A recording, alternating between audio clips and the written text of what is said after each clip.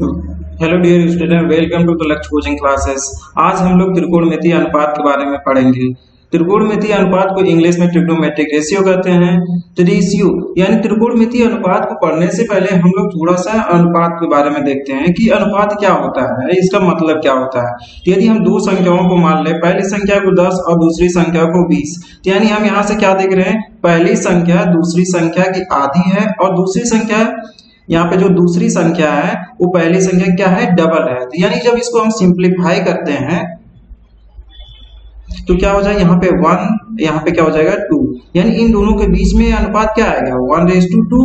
यानी इन दोनों क्या है, यानी इससे हमको ये पता चला कि यहाँ पे जो दूसरी संख्या है फर्स्ट की कितना है, डबल है। इसी तरह से जब हम दूसरे वाले को सिंप्लीफाई, दूसरे क्वेश्चन सिंप्लीफाई करते हैं तो क्या आएगा, यहाँ पे 3 आएगा, यहाँ से 5, 5 1 जा 5, 5 3 जा 15 आ गया। तो इसमें कितना रेशियो आया, 3:1 का रेशियो है। यानी इन दोनों का अनुपात क्या है, 3:1। यानी जो पहली संख्या थी वो पहले दूसरी संख्या के क्या है, 3 गुनी है।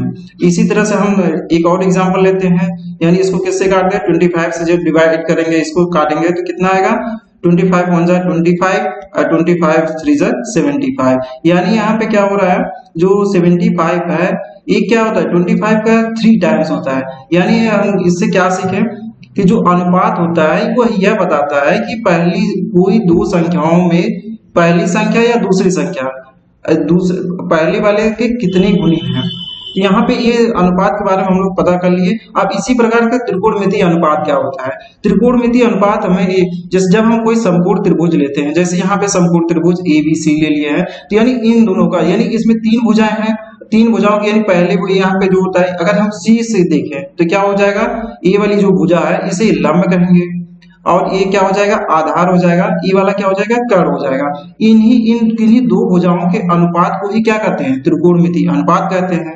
तो अनुपात में क्या हो जाएगा, यदि हम लंब और कर्ण को के अनुपात को लेते हैं तो उसे क्या कहेंगे, साइन थीटा कहते हैं। इसी प्रकार जब आधार और कर्ण को लेते हैं, आधार और कर्ण को लेंगे तो उसे क्या कहते हैं, कॉस थीटा कहते हैं।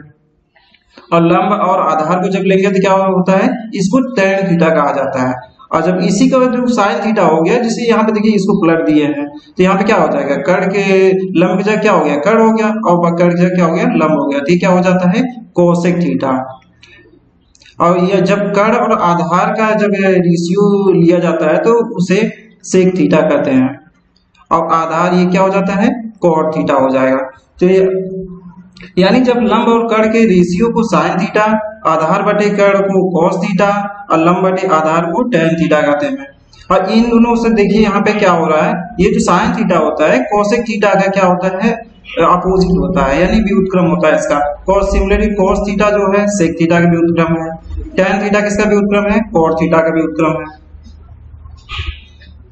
अब ये एक हम क्वेश्चन ले लेते हैं, उससे समझते हैं कैसे इसका त्रिकोणमितीय अनुपात को निकालते हैं। यदि हम मान ले पहले यहाँ से अगर हम देख रहे हैं कोई त्रिभुज क्या हो गया, ABC हो गया। यदि हम C से देख रहे हैं तो ये भुजा कितनी हो गई, 3 है, और यहाँ पे मान लेते हैं 4 है। तो यहाँ पे हमको ये वाली भुजा निकालना होगा, इसको क्या मान लेते हैं, x। तो पाइथागोरस प्रमेय से हम लगाते हैं तो क्या होता है, यानी कि कर्ण का स्क्वायर बराबर क्या होता है, लंब का स्क्वायर, लंब कितना है 3 का स्क्वायर, प्लस क्या होता है, आधार का स्क्वायर, आधार कितना है 4 है, 4 के स्क्वायर के। तो अब इसको सिंप्लीफाई कर देंगे कितना होता है, 3 का स्क्वायर कितना होता है, 9 होता है, 4 का स्क्वायर कितना होता है 16। इसको ऐड करेंगे तो कितना आएगा, 25 आएगा। यानी x स्क्वायर बराबर कितना हो गया, 25। तो यहाँ पे x का जब हम स्क्वायर रूट लेंगे तो आ जाता है कितना, 5 आ जाता है। तो अब हमें तीनों भुजाएं मिल गई हैं, तो अब हम कोई भी ट्रिग्नोमेट्रिक रेशियो निकाल सकते हैं। यानी ये क्या हो गया 3 4, ये क्या हो गया 5। यदि हमको क्या निकालना है, कॉस थीटा निकालना है। कॉस थीटा क्या कब होता है, जब आधार और कर्ण को लेते हैं, आधार क्या हो जाएगा, जब आधार और कर्ण में रेशियो लेते हैं कितना हो जाएगा 4/5।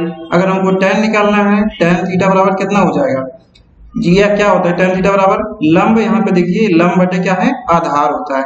लंब कितना है 3 है, आधार कितना है 4 है। इसी तरह से कोई भी ट्रिग्नोमेट्रिक हम निकाल सकते हैं। यानी त्रिकोण में इसमें ट्रिग्नोमेट्रिक रेशियो 6 ही होते हैं। क्यों होता है 6 क्यों होता है बताइए। अगर इन दोनों का लेंगे यानी कि लंब और कर्ण का लेंगे तो 1 हो गया, और इसी तरह से लंब और आधार भी लेंगे तो 2 हो गया। और जब इसका ये आधार इसमें से लेंगे तो कितना हो जाएगा, जब आधार और कर्ण का लेंगे कितना हो जाएगा, 3 हो गया। और इसी का जब अपोजिट करते हैं तो 6 होता है। 6 से ज्यादा क्या संभव है, बिल्कुल नहीं संभव है। तो आगे अब देखिए,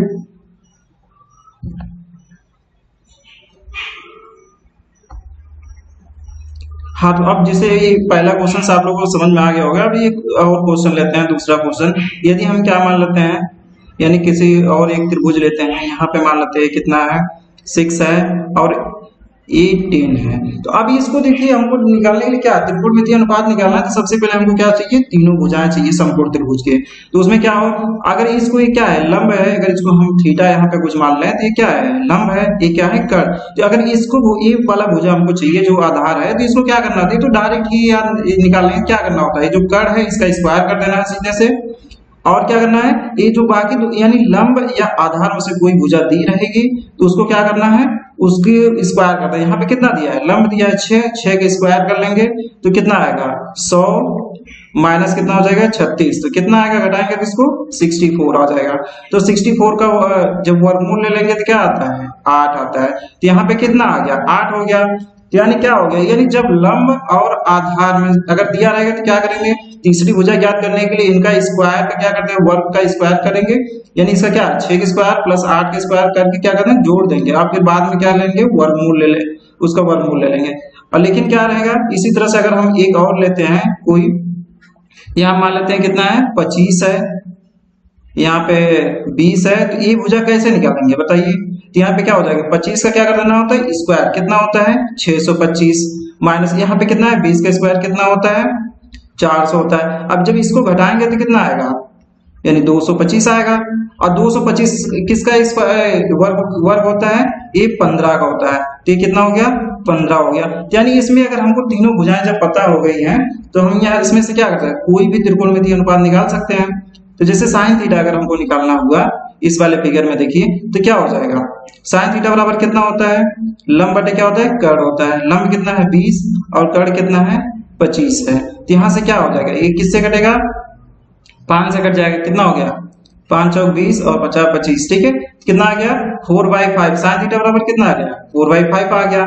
तो कॉस थीटा बराबर कितना आएगा, कॉस थीटा बराबर क्या होता है आधार बटे क्या होता है कर्ण होता है। आधार कितना है 15, कर्ण कितना है 25 है। तो यहाँ से इसको काटेंगे कितना आएगा 3 कितना आ जाएगा 5। इसी तरह से क्या हो जाएगा tan थीटा बराबर कितना आ जाएगा 20 बटे कितना 15, इसको काटेंगे कितना आएगा 4 बटे कितना हो जाएगा 3 हो जाएगा। अब इसी का जब अपोजिट लेते हैं यानी व्युत्क्रम लेते हैं तो क्या होता है एक कोण थीटा होता है। कोण थीटा बराबर कितना आ जाएगा, यहाँ पे देखिए क्या 4/3 है, तो यहाँ से क्या हो जाएगा 3/4 हो जाएगा। इसी तरह से जब इसका भी व्युत्क्रम लेंगे तो क्या हो जाएगा 3/5 है, तो क्या हो जाएगा 5/3 हो जाएगा। ये क्या होता है 3/5 क्या होता है सेक थीटा होता है। इसी तरह से इसका क्या होता है, यानी साइन थीटा का व्युत्क्रम क्या होता है कोसेक थीटा होता है। तो कोसेक थीटा बराबर कितना हो जाएगा 5 बटे कितना हो जाएगा 4 हो जाएगा। उम्मीद है कि आप सब लोग सीख लिए होंगे कि इसका कैसे निकालते हैं त्रिकोणमितीय अनुपात में, यानी 6 प्रकार होते हैं उनको कैसे निकाला जाता है। यानी सबसे पहले हमको देखना है कि जो त्रिभुज दिया है वो समकोण है या नहीं। यदि समकोण है तो उसमें देखेंगे तीनों भुजाओं ज्ञात है, अगर नहीं ज्ञात है अगर 2 भुजाएं हैं तीसरी भुजा को हमको निकालना है। यदि इसमें क्या एक हम देख लिए यहाँ से क्या नहीं, अगर हमको क्या दिया है लंब और आधार अगर दिया रहेगा, लंब और आधार दिया रहेगा, जैसे ये क्वेश्चन में देख ले समझ लें, यहाँ पे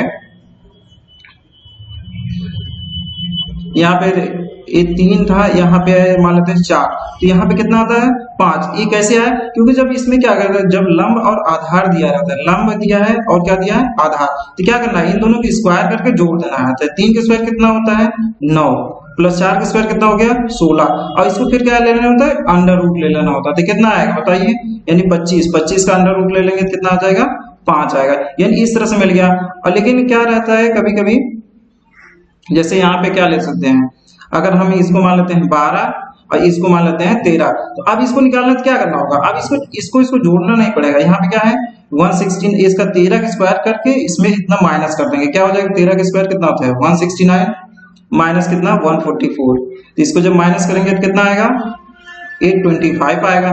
इसको वर्गमूल ले लेंगे, इसका कितना आता है 5 आता है। तो अब इसका भी हमको त्रिकोणमितीय अनुपात जो 6 होते हैं सब निकाल सकते हैं, कोई भी पूछे। अगर हमसे क्या पूछ ले cot थीटा बराबर क्या होता है, तो क्या बताएंगे cot थीटा बराबर क्या होता है, यानी आधार बटे क्या होता है लंब होता है। आधार कितना है 5, 5 बटे क्या हो गया 12।